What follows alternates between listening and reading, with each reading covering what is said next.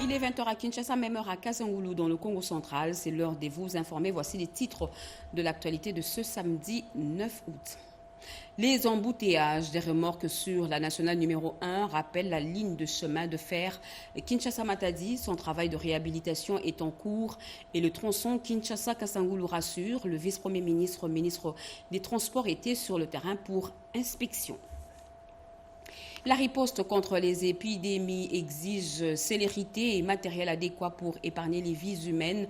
Les structures de santé bénéficieront du matériel informatique car le ministre a réceptionné une bonne quantité. Ça fait l'effet d'un séisme dans le secteur minier. Près de 600 titres miniers ont été récupérés par l'État congolais des mains des opérateurs miniers. Comment cela a-t-il pu être possible? L'Institut national géologique du Congo fait la lumière sur les procédés. Voilà pour les titres. Mesdames et messieurs, bonsoir et très heureuse de vous retrouver à travers cette grande édition d'informations sur la chaîne nationale. Décédé à Kinshasa depuis le 15 juillet dernier, Claude Kapembou a été porté en terre ce samedi 6 août à la nécropole entre ciel et terre. Bien avant cela, les derniers hommages lui ont été rendus à l'esplanade du cinquantenaire en présence du chef de l'État Félix Antoine Tshisekedi Tshilombo, Blandine Zovo, Mika Lusala et Tigana Mvemba. À l'esplanade de l'hôpital du cinquantenaire, le décor funèbre était déjà planté avec au présentoir la photo de l'illustre disparu. Après 15 jours de deuil organisé en famille, les enfants, parents, amis et connaissances se sont réunis ici pour des obsèques dignes en vue de rendre un dernier hommage à Claude Kapembou Kanana, partisan de première heure de l'UDPS et fils de l'un des 13 parlementaires et cofondateur de ce grand parti politique du pays. Proche de la famille, le chef de l'État Félix Antoine Tshisekedi Tshilombo est également arrivé sur place pour partager la douleur avec la famille éplorée, visiblement abattue par le chagrin. Au chapitre des témoignages, les enfants et amis du défunt évoquent sa vie, ses passions et son dévouement envers sa famille. Tu apprenais à ton petit de saluer en Tchoulou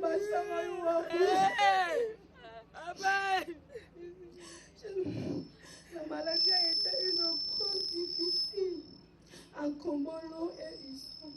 Mais tu as fait preuve d'un courage exemplaire, d'une force intérieure incroyable. Tu n'as jamais baissé le bras, même lorsque le jour était le plus sombre. Tu nous as appris à être forts, à être unis, à ne jamais renoncer à nos rêves. Elle nous a montré l'importance de la famille. Né le 25 mai 1959, Claude Kapembou Kanana est décédé à Kinshasa le 18 juillet 2025 de suite d'une maladie. Le défunt a servi comme cadre au ministère des Affaires étrangères de l'UDPS où il a milité pendant des années de lutte. Il laisse derrière lui une veuve éplorée, 7 enfants et plusieurs petits-enfants. Après ces moments de recueillement, de douleur, mais aussi de réaffirmation des liens familiaux, le corps du défunt a été conduit en sa dernière demeure de nécropole entre ciel et terre où il reposera pour l'éternité. Nous vous l'avions dit en titre, des structures de santé publique seront dotées du matériel informatique pour une lutte efficace contre les épidémies telles que Mpox. Le ministre de la Santé publique, Samuel Roger Kamba, qui a réceptionné un lot important de matériel, a également encaissé 4 millions de dollars, dont du Japon pour des interventions d'urgence. Robert Ndaye. Sa reconduction au poste du ministre de la Santé publique a suscité un vif enthousiasme chez les partenaires, mais aussi au sein du personnel de santé. Tous ont exprimé leur satisfaction quant à la continuité de la politique de santé mise en place par Dr Samuel Roger Kamba. Une reconduction qui ravive l'espoir parmi les professionnels de santé et de toutes les structures engagées dans la couverture santé universelle. Ce vendredi 8 août 2025, le ministre de la Santé publique, Dr Samuel Roger Kamba, s'est mis au travail. Il a réceptionné dans le cadre de renforcement de la résilience du système de santé le matériel informatique et équipement, une dotation qui joue un rôle fondamental dans la surveillance, la recherche et la formation. Ça montre l'importance pour nous d'avoir la présidence ici avec nous, aux côtés de notre vision, celle du chef de l'État, Félix Antoine Tshisekedi-Tshilombo, sur le renforcement de notre système de santé. Ces ordinateurs et serveurs serviront d'améliorer la gestion des données et la communication interne. Des logiciels spécialisés sont aussi donnés pour faciliter l'analyse des données épidémiologiques et la gestion des ressources. Bien avant, le patron de la santé publique, Dr Samuel Roger Kamba, a présidé la cérémonie de la signature du projet de réponse d'urgence à l'épidémie de la Mpox, financé par le Japon. Le Japon vient de faire encore un geste de plus de 4 200 000 $ américains pour pouvoir effectivement assurer la distribution de ces vaccins, la prise en charge des malades, la nutrition des patients. Et donc en fait c'est dans le cadre de la coopération bilatérale entre la RDC et le Japon. Avec un soutien continu et une vision claire, le secteur de la santé en République démocratique du Congo connaîtra une évolution significative sous la direction du ministre de la Santé publique, Dr Samuel Roger Kamba. La transformation numérique du système de santé dans le cadre de la couverture santé universelle est déjà effective dans plusieurs provinces de notre pays. Au cours d'une matinée scientifique du corps de l'élite scientifique de l'UDPS, le directeur général de l'Agence nationale de la clinique de l'ingénierie a annoncé le lancement de la carte nationale d'assurance maladie. Alain Bikaï. La couverture santé universelle figure parmi les programmes phares du chef de l'État Félix Antoine Tshisekedi-Tshilombo en faveur de la population congolaise. La réussite de ces vastes chantiers sociaux exige la mobilisation de l'intelligence nationale. C'est dans cette perspective que le corps de l'élite scientifique de l'UDPS a organisé une matinée scientifique dédiée à la digitalisation du système de santé et à l'inclusion financière. Au cours de son intervention, Jean-Thierry Tibouabouakalombo, directeur général de l'Agence nationale de l'ingénierie clinique et numérique de la santé, a mis l'accent sur plusieurs innovations technologiques, notamment la numérisation des dossiers médicaux, la mise en place d'une carte d'assurance maladie qui sera lancée incessamment par les chefs de l'État. Ces avancées permettront de lutter contre la fraude, de faciliter l'accès aux soins de qualité à moindre coût et de réduire les risques d'erreurs médicales, surtout en situation d'urgence. Il faut retenir que c'est l'épine dorsale de la couverture santé universelle, mais aussi que la carte nationale d'assurance maladie en tant que carte biométrique, carte de santé et carte de paiement facilite l'inclusion financière. Grâce à la couverture santé universelle, déjà 914 établissements de soins de santé de notre pays ont été équipés. Donc en termes d'informatisation, dans 108 établissements de soins de santé, nous sommes en train d'implémenter le système d'information hospitalier qui va bien sûr faciliter ce qu'on appelle le dossier médical informatisé. Jean-Thierry Tibouaboua a par ailleurs rappelé que la République démocratique du Congo avait déjà expérimenté sous le régime du maréchal Mobutu une forme de couverture santé universelle connue sous le nom d'ayant droit. Et ce communiqué, le corps de santé militaire des forces armées de la République démocratique du Congo procède au recrutement des professionnels de santé de toutes les catégories désireux de servir la nation sous le drapeau. Les conditions d'admission à l'inscription sont les suivantes: être de nationalité congolaise, présenter l'original de la carte d'électeur célibataire et fournir une attestation de célibat de l'état civil, inscription sur présentation du titre académique de ces complet, être âgé au maximum de 32 ans pour les médecins, généralistes, dentistes et pharmaciens, 28 ans pour licenciés en psychologie, sciences infirmières, kinésithérapie, laboratoire, imagerie médicale, médecine physique et réadaptation, anesthésie et réanimation, etc. 25 ans pour les gradués en sciences de santé.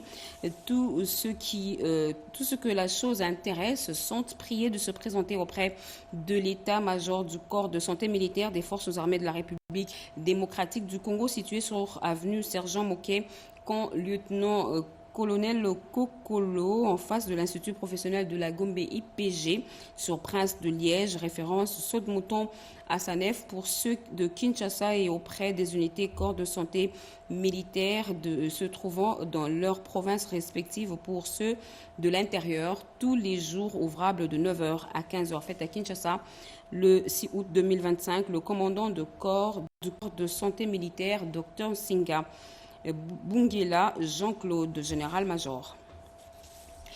Et si vous habitez la commune de Bumbu, au croisement des avenues Loya et Birmanie, vous avez sûrement constaté l'exécution des grands travaux de réhabilitation et de remplacement des grandes conduites d'eau potable par la régie des eaux SA avec l'entreprise chinoise Vitech. Entre-temps, sur l'avenue de la Libération ex-24 novembre, les travaux de réprofilage de la conduite d'eau menacée par une roche en pris fin. Tous ces efforts, c'est à mettre dans l'objectif d'améliorer la desserte en eau potable dans la ville de Kinshasa. Serge Merlin-Mata nous y emmène. Après l'isolement de la zone, les équipes techniques de la régie des ESA ont démarré les travaux proprement dits de reprofilage de la conduite DN500, là où la fuite d'eau a été observée et détectée. Nous devons faire le reprofilage de la conduite. C'est une conduite de 500. Alors pour faire ce travail, il fallait que nous voyions comment aller un peu en profondeur pour permettre à ce que les engins compacteurs puissent bien faire le travail. La trajectoire, la conduite DN500 a été d'ailleurs modifiée en raison de la formation d'une couche de roches dans la même zone. On fait pratiquement un petit dévoiement pour pouvoir avoir l'angle exact de manière à ce que la conduite soit bien placée et bien assise. Un peu plus loin de là, au croisement des avenues Loya et Birmanie à Bumbu, les travaux de remplacement, la conduite DN900 ont déjà démarré avec l'entreprise chinoise Vitech. Pour que les travaux ne puissent pas beaucoup traîner, nous sommes en train de mobiliser pratiquement les gens pour qu'ils travaillent nuit et jour, pour que d'ici mardi, comme c'est un coin qui est mal desservi, ils ont de l'eau chaque mercredi et chaque dimanche. Donc le dimanche prochain, ces quartiers n'aura pas de l'eau. En attendant la fin de tous ces travaux et d'autres annoncés dans différents endroits et coins, la ville, le directeur général adjoint, la régie des USA, Jean Bosco Mwaka Indele, a appelé la population à faire preuve de patience. Alors nous présentons déjà nos esquisses parce que ce que nous sommes en train de faire, c'est pour leur bien. Et cette question, comment sont gérées les ressources humaines de l'État? Les élus du Sud d'Ubangi ont voulu en savoir un peu plus. Ils ont été reçus par le vice-premier ministre, ministre de la fonction publique, Jean-Pierre Liao, Nadine Kilocho, Cédric Elina et Moké Malouma. Lancé dans une démarche républicaine de rendre compte aux élus du peuple, conscient de la nécessité de la redevabilité, le vice-premier ministre, ministre en charge de la fonction publique Jean-Pierre Liao, a poursuivi les échanges avec les députés nationaux, membres du caucus du Sud-Ubangi. Au cours de cette réunion, les élus du peuple ont été édifiés sur les actions menées pour une gestion rationnelle des ressources humaines de l'État dans le cadre de la réforme de l'administration publique, notamment en rapport avec la maîtrise des effectifs et de la masse salariale, la dématérialisation des démarches administratives, la mécanisation, la mise en œuvre du nouveau système de sécurité sociale, le rajeunissement qualitatif et compétitif. La liste n'est pas exhaustive. On a retenu beaucoup de choses, notamment la facilité par laquelle quelqu'un peut accéder sur ces bases de données à partir de là où il est. Aussi, la rapidité du point de vue paiement ou vérification de l'identification. Les élus du peuple, membres du caucus du Sud-Ubangi, ont salué les avancées réalisées et promis d'accompagner la réforme implantée pour le redressement et la modernisation de l'administration publique congolaise. Aujourd'hui, après avoir suivi, avec attention soutenue bien sûr, nous avons compris qu'il y a un sérieux travail qui se fait. Nous allons d'ailleurs rassurer nos électeurs que ceux qui jusque-là ne sont pas encore pris en charge par l'État congolais, très prochainement ils seront très bien pris en charge par l'État congolais. Portant à cœur les problèmes administratifs rencontrés dans leur circonscription électorale, les députés nationaux du caucus du Sud-Ubangi ont exposé les différents problèmes auprès du vice-premier ministre Jean-Pierre Liao, qui a pris ses désidérata à bras-le-corps pour des solutions durables. Et nous vous l'avions dit à l'entame de ce journal, le trafic ferroviaire entre la gare centrale, Kinshasa-Est et Kasangulu peut reprendre en sécurité. Les réhabilitations réalisées sur ce tronçon de chemin de fer sont rassurantes. Le vice-premier ministre, ministre de Transport et Voies de Communication et Désenclavement, Jean-Pierre Bemba Gombo, a inspecté le trajet. Oscar Mbalkaïch, commentaire. Cette descente sur le terrain avait pour objectif d'évaluer la qualité des travaux exécutés, de tester les bons fonctionnements des locomotives et de s'assurer du respect des normes de sécurité avant la reprise officielle du trafic prévue d'ici 2 mois. Cette ligne est considérée comme un axe stratégique pour la mobilité des personnes et les transports de marchandises entre Kinshasa et le Congo central. Accompagné de plusieurs hauts responsables de l'ONATRA, dont le président du conseil d'administration Mathieu Mananga Ngoma, le directeur général Martin Lukusa et le directeur général adjoint Gabel Lulendou, le vice-premier ministre de Transport et Voies de Communication Jean-Pierre Bemba Gombo a salué les efforts déployés par l'ONATRA pour redonner vie à ces tronçons ferroviaires importants. Il a également rappelé l'importance d'une relance progressive du transport ferroviaire prévu par tronçon jusqu'à Matadi, chef-lieu du Congo central. La réhabilitation de la ligne ferroviaire Kinshasa-Matadi vise à favoriser le désenclavement progressif des territoires, à renforcer la cohésion entre les provinces et à soutenir le développement économique. L'évaluation du guichet unique des déclarations des impôts, des cotisations sociales et des contributions patronales sur les rémunérations des travailleurs nationaux et étrangers s'imposait. L'atelier organisé pour la circonstance a clos ses travaux sur des recommandations pertinentes. Regardez. Pendant 3 jours, les participants ont travaillé d'arrache-pied autour du thème de cette deuxième session, guichet unique des déclarations 10 ans après, bilan et perspectives. Le directeur général de l'Institut national de préparation professionnelle a insisté sur certains faits en rapport avec cette deuxième session. L'élaboration des instruments juridiques qui régissent le rapport de collaboration entre les partenaires, sans laquelle les objectifs assignés au guichet unique par la réforme ne seront pas atteints. La collaboration entre les mandataires par des réunions régulières afin de créer une synergie qui donnera de l'impulsion aux activités du guichet unique. Il a par ailleurs souhaité la conjugaison des efforts en vue de l'extension imminente du guichet unique en province. Pour sa part, le directeur général des impôts, Barnabé Mwakadi Mwamba, s'est dit satisfait de la tenue de ces assises. Je suis persuadé que les échanges ont permis de dégager des pistes de solutions devant permettre d'améliorer le fonctionnement des guichets uniques pour plus d'efficacité et d'efficience et par ricochet garantir les rendements de cette réforme. Pour Barnabé Mwakadi, les conclusions issues des travaux seront transmises aux responsables de la CNCS, de l'INPP et de la DGI, ce avant de déclarer close la deuxième session d'évaluation du guichet unique des déclarations des impôts, cotisations sociales et contributions patronales sur les rémunérations des travailleurs. Depuis le début de cette année en cours, les nouvelles normes mondiales d'audit interne ont été publiées par l'IA dans le domaine de l'économie et sont entrées en vigueur. Officiellement, il est donc nécessaire de mettre en place un programme de contrôle de qualité au sein du département d'audit interne, la sensibilisation des auteurs et des mises. Gaëtan Magalano nous en parle. 2 auditeurs outillés sur la mise en place du programme de qualité au sein du département audit interne. Une formation qui débute par le résultat d'un questionnaire qui démontre l'importance de sensibiliser sur ces programmes. Souvent, les gens se demandent qui contrôle l'audit interne. Est-ce que l'audit interne est un département incontrôlé au sein de l'entreprise? Et donc, aujourd'hui, il était question de répondre à cette question au travers des normes internationales d'audit, d'expliquer comment est-ce que l'audit interne n'est pas un département qui est incontrôlé.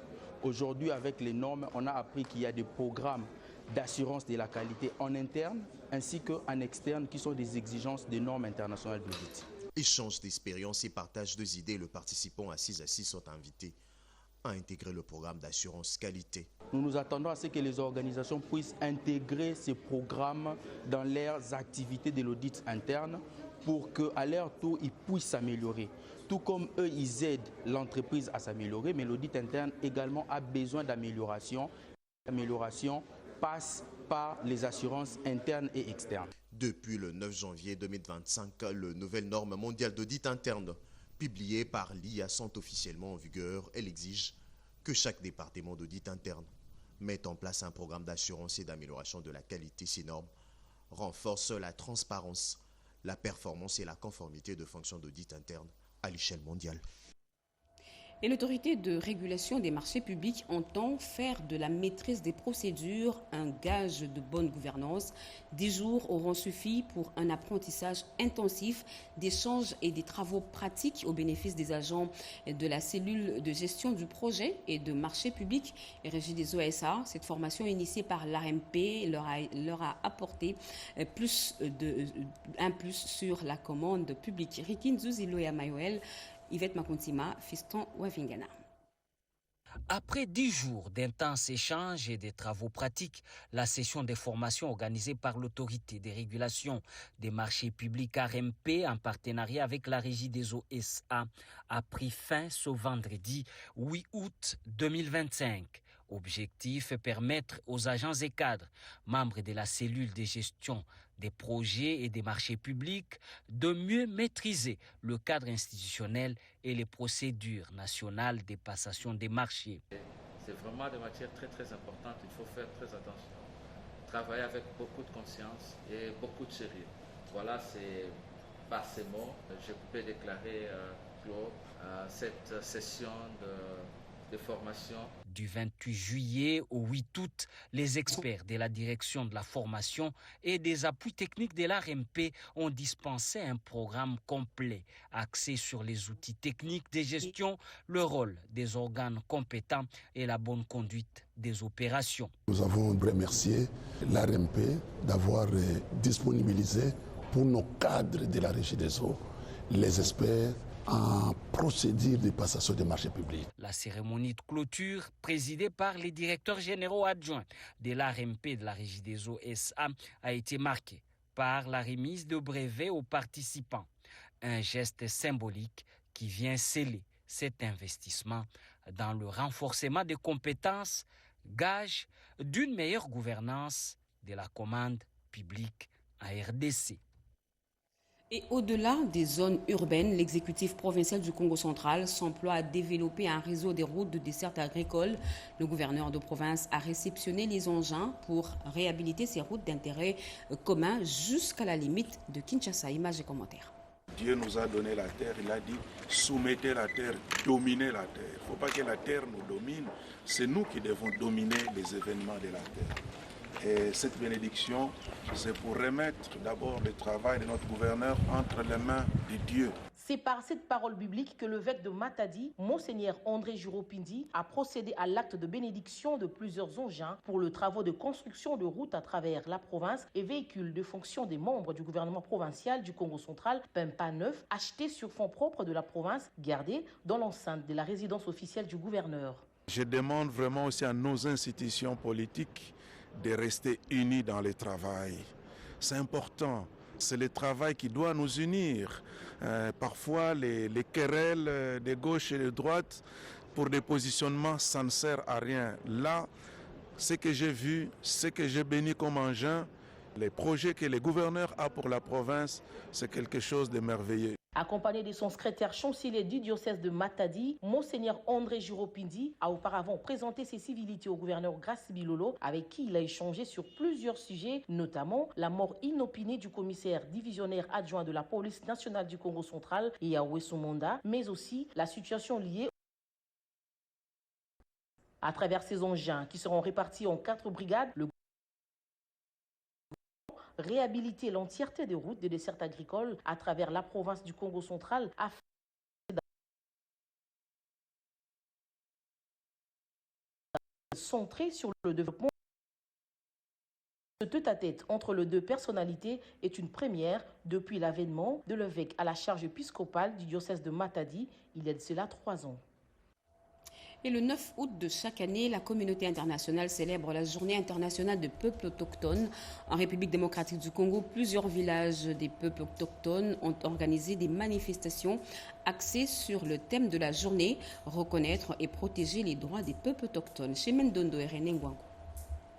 Palper la réalité de peuples autochtones au niveau des territoires, c'est ce qui justifie la célébration de la Journée internationale des peuples autochtones dans plusieurs villages à travers la RDC. Ceci pour valoriser les connaissances traditionnelles de Pygmée et les connecter à l'intelligence artificielle. Nous avions privilégié de célébrer cette journée dans des endroits différents de milliers de vies des peuples autochtones. Nous allons soutenir les activités de transmission intergénérationnelle des connaissances traditionnelles, mais aussi de la promotion de la conservation de la biodiversité et aussi le soutien aux moyens de survie avec des activités génératives de revenus. On doit connecter les savoirs traditionnels des peuples autochtones avec l'intelligence artificielle, et ce qui est très très important parce que il n'y a pas que les savoirs que le peuple autochtone détient, il y a aussi la science et la technologie. Toutes les connaissances liées à la biodiversité et aux forêts et qui aident pour les solutions climatiques, c'est important. Et là, nous menons un plaidoyer pour que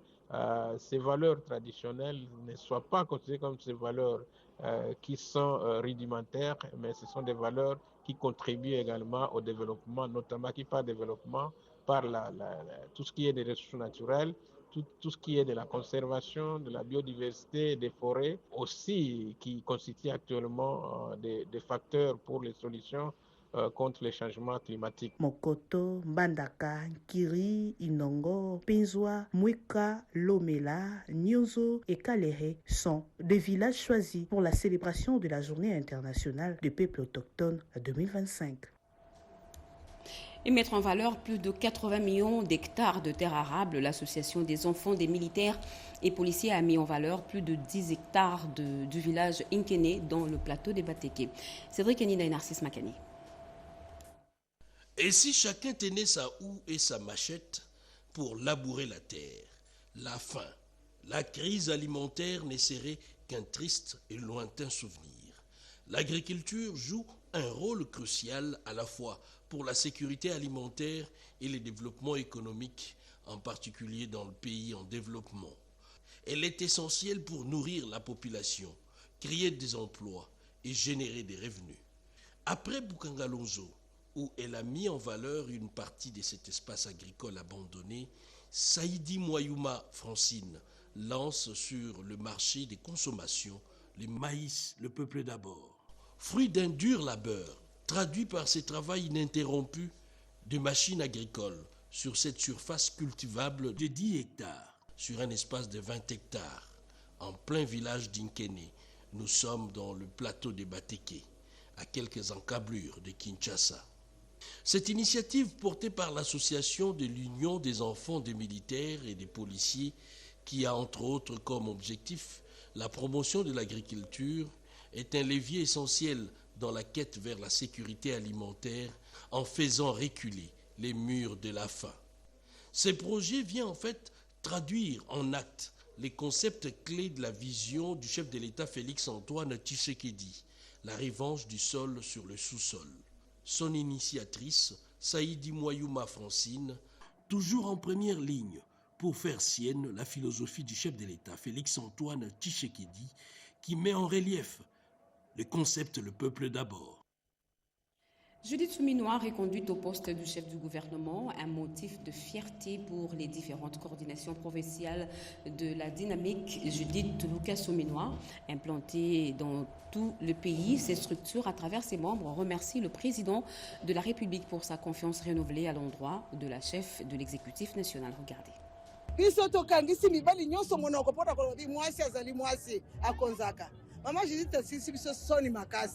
C'est toute la République qui s'élève pour saluer la reconduction de Judith Souminois Tuluka à la tête du gouvernement. Dans une série de déclarations, toutes les coordinations provinciales de dynamique Judith Tuluka Souminois, dirigées par Maître Murphy Loutete, remercient le chef de l'État pour ses renouvellements de confiance. Cette reconduction est la preuve de la rigueur du travail bien fait, estime le membre de la coordination Congo centrale. Ces renouvellements de confiance témoignent de la reconnaissance de son leadership et de sa vision pour la RDC stable et tournée vers le développement durable. Pour le membre de la province du Sud Kivu, le maintien de Judith Souminois à la tête du gouvernement démontre la compétence de la femme dans la gestion de la chose publique. Nous remercions sincèrement Son Excellence, Monsieur le Président de la République démocratique du Congo, pour ce choix judiciaire qui honore la compétence de l'engagement des femmes dans le gouvernement national. Actrice majeure de plusieurs réformes déjà entreprises pour le développement du pays, Judith Suminwa a fait montre de sa capacité à diriger le gouvernement selon la vision du chef de l'État, estime la province du Kasaï. Premier ministre, Madame Judith Suminwa, femme de valeur qui a su montrer ses capacités managériales, qui a conduit à la signature de plusieurs accords. Cette reconduction est une source de motivation face à l'immense défi qui se présente au pays, ont dit le membre de la ville de Kinshasa. Cette reconduction constitue à la fois une reconnaissance éclatante du travail accompli et un encouragement à poursuivre la mise en œuvre de la vision présidentielle par le progrès, la stabilité et le bien-être de notre nation. Pour le membre de cette dynamique de la province de la Chopo, cette confiance renouvelée envers Judith Suminwa témoigne l'engagement ferme du chef de l'État d'avoir un Congo fort et stable. Nous remercions sincèrement Son Excellence, Monsieur le Président de la République, pour ce choix judicieux et courageux qui honore la compétence et l'engagement des femmes dans la gouvernance nationale. Deuxième recensement général de la population, l'heure est à la mise sur pied d'une cartographie. Les experts de l'ONIP sont sur le terrain. Regardez. Deuxième recensement général de la population et de l'habitat. Les experts du ministère du Plan sont sur le terrain pour la collecte de données et la mise sur pied d'une cartographie pilote. Les habitants de Bulungu dans la province de Kwilu, du territoire de Chikapa dans la province du Kasaï et de la commune de Kinshasa sont concernés par cette opération. Le dernier recensement effectué en République démocratique du Congo remonte d'il y a 44 ans, soit en 1984. Faute d'avoir des statistiques fiables sur la densité démographique de la population, la planification de projets en paye le frais en République démocratique du Congo. Nous sommes venus pour sensibiliser la population de Bulungu à accueillir cette activité et à s'approprier de cette activité. Et je voudrais demander aussi à la population de Bulungu d'ouvrir les portes aux experts pour qu'ils puissent collecter les données du deuxième recensement de la population et de l'habitat. En politique, c'est officiel, la charte et le règlement intérieur de l'Union sacrée seront déposés auprès du président de la République dans les heures qui suivent. Tous ont signé ce document ce samedi au siège du secrétariat permanent de l'Union sacrée de la Nation. Robert Ndadjissi. Les membres de la commission spéciale instituée par le président de la République, Félix-Antoine Tshisekedi Tshilombo, haute autorité politique de l'Union sacrée de la Nation, ont, après toilettage du règlement intérieur, signé ces documents essentiels pour la structuration et le fonctionnement de l'Union sacrée de la Nation. La signature de ces règlements intérieurs ouvre la voie vers la consolidation de la plateforme présidentielle qui aspire à unir les forces politiques autour de l'objectif commun tel que prôné par le président de la République, Félix-Antoine Tshisekedi Tshilombo, haute autorité politique de l'Union sacrée de la Nation. Le secrétaire général de l'UDPS, Augustin Kabouya, a délégué l'ancien ministre de l'Intérieur, Daniel Asselo, pour signer ce règlement intérieur. Et la gouverneure du Lualaba, Fifi Masuka, membre du Présidium, a délégué l'honorable Pascal Bitika, questeur adjoint du Sénat, pour apposer sa signature sur ce règlement. Les travaux sont déroulés dans un esprit de convivialité, avec cette volonté qui nous a animés tous de pouvoir doter notre plateforme de textes qui les régissent et qui l'organisent. Le chef de l'État, qui est notre haute autorité, a demandé à ce que nous puissions encore nous réunir ce week-end. Donc il fallait travailler d'arrache-pied pour finaliser ces deux textes. Et c'est ce qui a été fait. Ce n'était pas facile au départ, mais nous avons travaillé et nous avons atterri. Nous avons fait des textes qui vont régir maintenant notre structure. La charte de l'Union sacrée de la Nation et le règlement intérieur seront officiellement déposés auprès de la haute autorité politique de l'Union sacrée de la Nation dans les heures qui viennent. Ce moment historique pave la voie pour une collaboration efficace et durable en faveur d'un avenir meilleur pour la plateforme présidentielle. Et le gouvernement congolais vient de récupérer près de 600 titres miniers des mains des opérateurs miniers dans une vaste opération d'assainissement du fichier cadastral. Cette décision qui fait déjà polémique a été expliquée aux concernés par le directeur général de l'Institut national géologique au Congo au cours d'un atelier organisé à Kinshasa. Et Jeanine Chabani pour les explications. Le retrait des 600 titres miniers des opérateurs miniers par les cadastres miniers dans le cadre de l'assainissement du fichier cadastral est à la base des polémiques pour clarifier cette situation qui s'inscrit dans le cadre de la mise en œuvre du code minier. Le directeur général du service géologique national du Congo, Raoul Wazenga, lève les voiles sur les aspects techniques du secteur minier. Le président de la République, quand est-il dit de ne pas brader dans le minerai? Il y a cet effort-là qui est en train d'être fait au niveau du gouvernement pour pouvoir investir dans la recherche géologique, pour l'amélioration de la connaissance géologique. Et concernant l'exploitation artisanale, le service géologique et le CIMAP collaborent aussi dans la viabilisation des zones d'exploitation artisanale. Vous pouvez aller solliciter une zone, mais si au préalable, vous ne connaissez pas ce que renferme cette zone, même si vous dépensez des millions au niveau du cadastre minier, ça sera une peine perdue. Il faudrait qu'il y ait une exploitation, une recherche pour pouvoir vous amener à aller à une exploitation. On a parlé de l'intelligence artificielle. Nous, en tant que géologues, nous savons très bien que nous pouvons bien utiliser l'avancée de la technologie pour pouvoir mener nos recherches, mais cela n'exclut pas de faire de la recherche au sol. Et dans le Haut-Katanga, le gouverneur intérimaire Martin Kazembe a procédé ce samedi 9 août au lancement de la délivrance des permis de conduire biométriques. Des précisions dans ce reportage de Placide Kabasso. La délivrance des permis de conduire biométriques et sécurisés est désormais une réalité dans le Haut-Katanga. 8 ans après sa suspension, c'est donc une grande première pour les chauffeurs et autres automobilistes de Lubumbashi et de toute la province du Haut-Katanga. C'est dans l'enceinte de la division provinciale de transport que s'est déroulée la cérémonie de lancement qui a été présidée ce samedi 9 août 2025 par le gouverneur de province intérimaire du Haut-Katanga, Martin Kazembe Choula, qui avait à ses côtés le ministre provincial des Transports, Lorraine Lusamba Kazadi, et de nombreux autres invités, le chef de division des transports, les directeurs généraux de la DGRAD et les directeurs de cabinet adjoints du ministre des Transports ont tous salué l'inauguration de ce centre de délivrance des permis de conduire dans le Haut-Katanga après Kinshasa et le Congo central grâce à la vision du chef de l'État Félix-Antoine Tshisekedi Tshilombo qui a mis fin au désordre dans ces secteurs. Pour la ministre provinciale de transport Lorraine Lusamba Kazadi qui a aussi travaillé d'arrache-pied pour l'aboutissement de ce projet, ce permis biométrique est une fierté et un symbole qu'on doit obtenir après une évaluation. Et là, au nom du gouverneur intérimaire, lancer l'opération de délivrance des permis de conduire. Enfin, le gouverneur de province intérimaire, Martin Kazembe Choula, qui a coupé le ruban symbolique avant d'entamer la procédure d'obtention de son permis de conduire. Il a été tour à tour dans les bureaux d'obtention de formulaires, de consultation, de taxation, de la DGRAD, d'examen où il y a 2 simulateurs et de capture. Le gouverneur ad intérim du Haut-Katanga a reçu son permis de conduire utilisable en République démocratique du Congo et à l'étranger, ce qui est une grande première en RDC.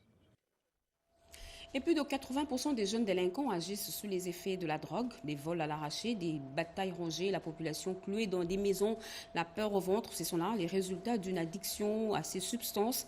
Après sa brillante réussite en master à la prestigieuse Université catholique du Congo, l'honorable Jean-Marie Lukulasi passe de la parole à l'action. Il propose la construction d'un centre moderne de désintoxication, facteur clé des réussites de lutte contre le phénomène Kuluna. Vous suivrez justement à la fin de ce journal une page magazine.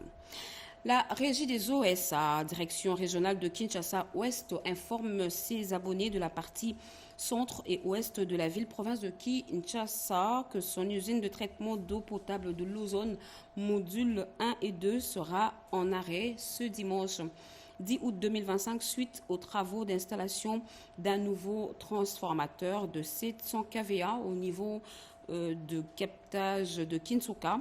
Par conséquent, une interruption sera observée dans la fourniture d'eau potable dans les quartiers et communes suivants.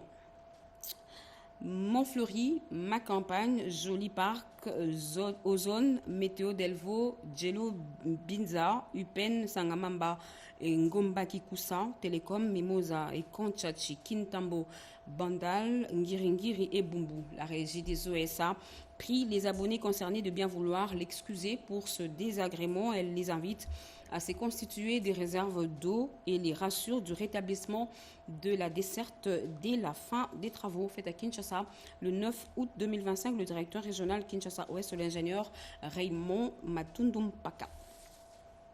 Fin de ce journal, mesdames et messieurs. Merci de l'avoir suivi. Merci à vous qui nous suivez à Kasangoulou, dans la province de Congo central et partout ailleurs sur satellite. Ce journal a été rédigé par Gauthier Kiasi Dichala, coordonné par Jean-Pierre Ndolo Demazou, réalisé par Patrick Bapuila et Papin Namaou, au mixeur son Yannick Yangumba.